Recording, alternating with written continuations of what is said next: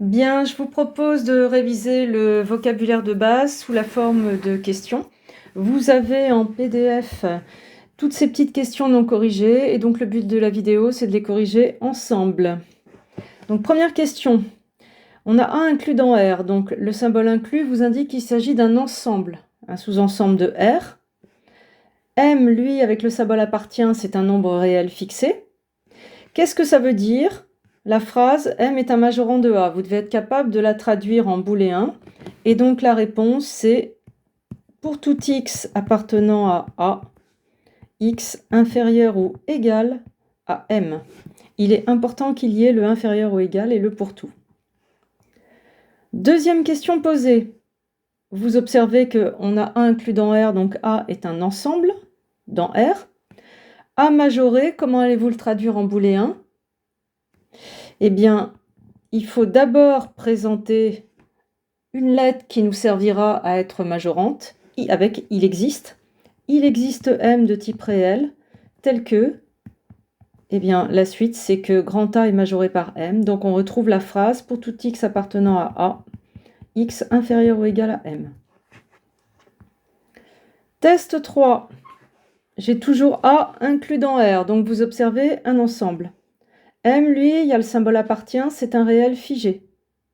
Qu'est-ce que ça veut dire ? M est le plus grand élément de A. Est-ce que vous le savez ? Alors, ça veut dire deux choses. Ça veut dire M major A et M appartient à A. À connaître par cœur. Du coup, je vous pose une question pour voir si vous avez compris. Est-ce que 12 est le plus grand élément de l'intervalle ici présenté 0,12 ? Évidemment, vous devez argumenter votre réponse. Donc la réponse attendue, c'est non, car 12 n'appartient pas à 0,12 tout simplement. Donc il ne peut pas être le plus grand élément, il faudrait qu'il soit dedans. Test 5, j'ai A inclus dans R, donc vous voyez de nouveau apparaître une partie de R. Petit m, lui, c'est un nombre réel figé, grâce au symbole appartient.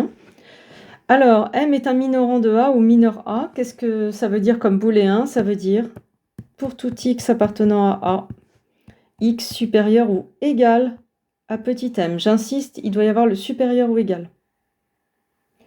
Test 6, vous avez une partie A de R. Dire qu'elle est minorée, qu'est-ce que c'est ?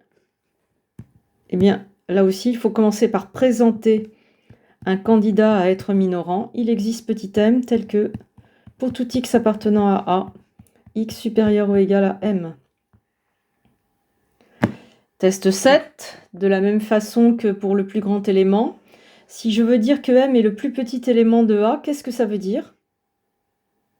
Donc, si vous avez compris deux choses, M mineur A, d'une part, et M appartient à A.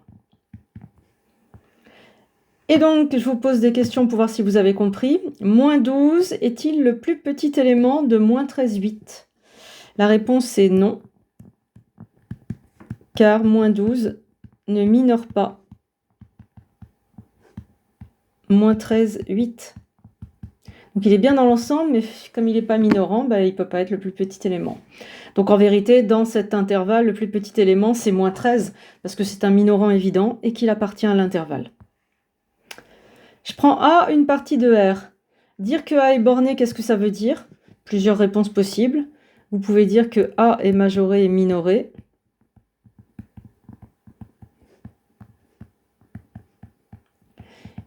Et puis vous pouvez aussi traduire la réponse en booléen.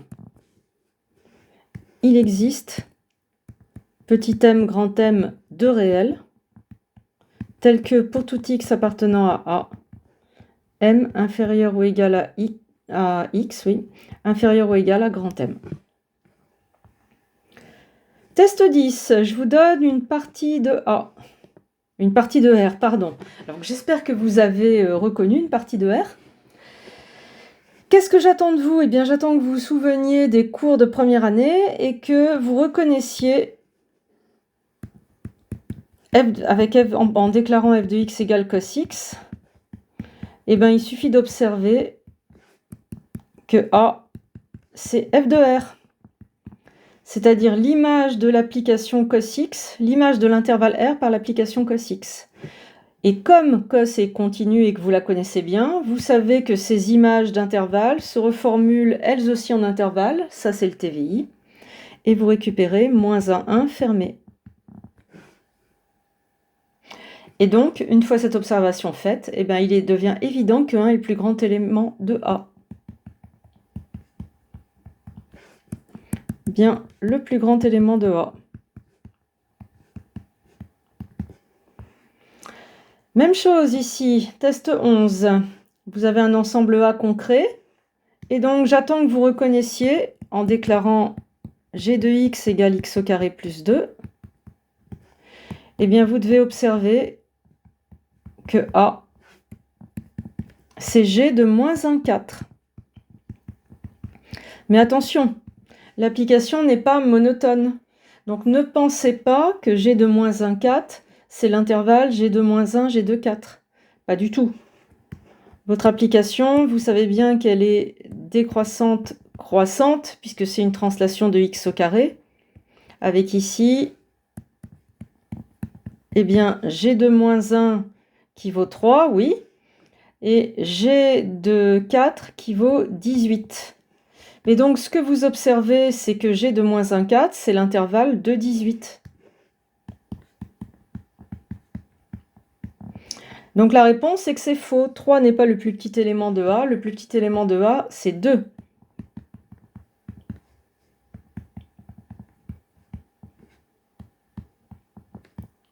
Petit élément de A. Bien, dans la partie suivante, on va introduire la notion de sup et d'inf, parce que, vous voyez, là, il nous manque du vocabulaire. Si je vous propose l'intervalle, ici, moins 13, 8, vous voyez bien que 8 n'est pas le plus grand élément, puisqu'il n'est pas dans l'intervalle, et pourtant, vous sentez qu'il a un rôle spécial. D'une certaine façon, il est au bout, il est le plus grand de quelque chose. Donc, en fait, on va définir le vocabulaire qui vous manque. Ici, 8, c'est pas le plus grand élément de l'intervalle, il n'y en a pas, mais c'est le sup de l'intervalle. Je vous dis à tout de suite pour la vidéo qui raconte tout ça.